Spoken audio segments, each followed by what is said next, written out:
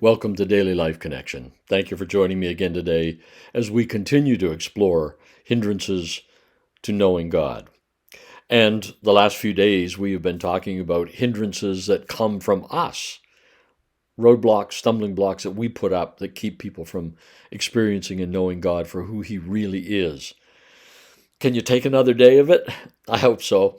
I hope this is just helping us to relax and see God for who He really is, so that we live it out in a way that helps people see who He really is. Today I want to talk a little bit about obnoxious evangelism. Obnoxious evangelism. You know, I really believe that there have been a lot of people turned off to knowing God, to trusting Jesus, because of obnoxious evangelism.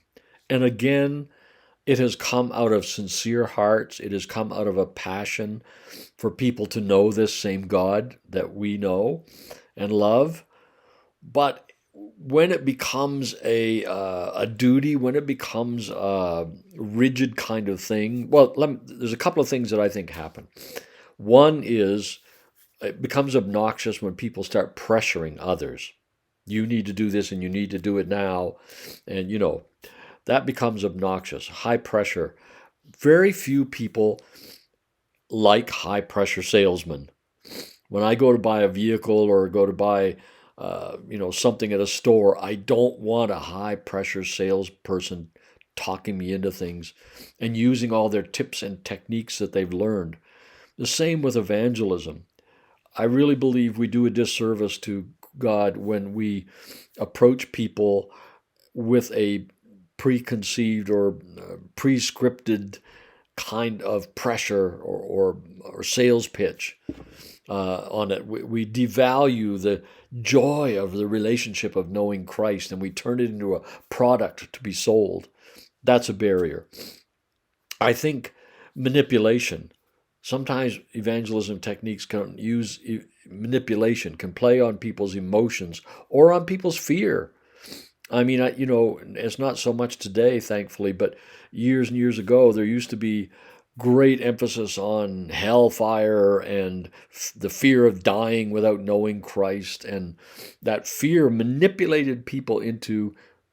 to manipulate people into faith. I'm not sure they came to genuine faith in the real God by that, as much as they just wanted the emotional release from the fear that they were feeling. So, I really believe that kind of manipulation really has turned a lot of people off and kept them from knowing the real God. He's not like that. He's not a manipulator. He's not a fear monger. When we read the Gospels, Jesus is the prime example of evangelism. And it said he went about doing good. He said, let your light shine before people. Let them see your life. Let them see your joy. Let them see your peace. Let them see the goodness that God has brought into your life. Let them see that, and they'll want it. They'll want it.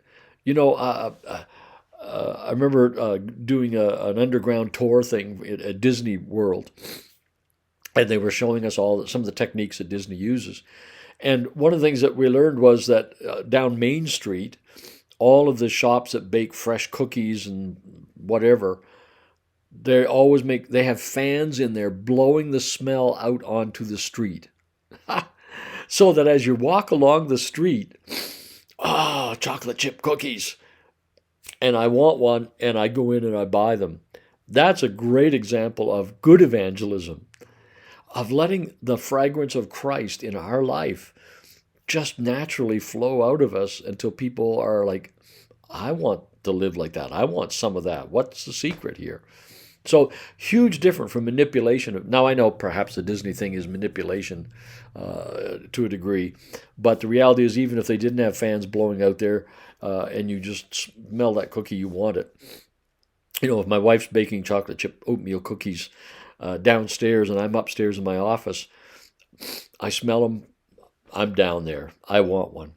So yeah, this whole concept of obnoxious evangelism, that high pressure salesman thing, that manipulation, or if it comes across in a judgmental, condemnatory way. You're going to hell, and you need to stop this, and you need to get right with God, and you're going to fry if you don't.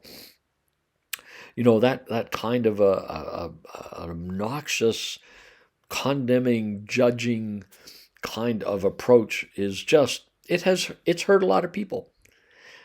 And you know what the really sad thing is about these illegitimate evangelistic techniques, I think, is that oftentimes it makes people more resistant to knowing the real God than if they'd have heard nothing. How sad is that? How sad is that? So, hindrances to God. One of them is obnoxious evangelism. So, what is good evangelism? Well, I already talked about it. Let the fragrance of Christ just be natural about our life. Let them see our good deeds. Let them see them, not necessarily hear them. Let them see your life, living life to the full. That is an attractive kind of thing. And just that natural, down to earth kind of thing. That's a really powerful tool of evangelism. And it just flows out of a real relationship with God. I believe that. So let's think about that today. And let's pray. Let's pray today for people who have been hurt or burned by obnoxious evangelism, and ask God to help them see Him for who He really is, and to have the opportunity to experience people who just are living out of a genuine, real relationship with Christ. We'll talk again tomorrow. God bless.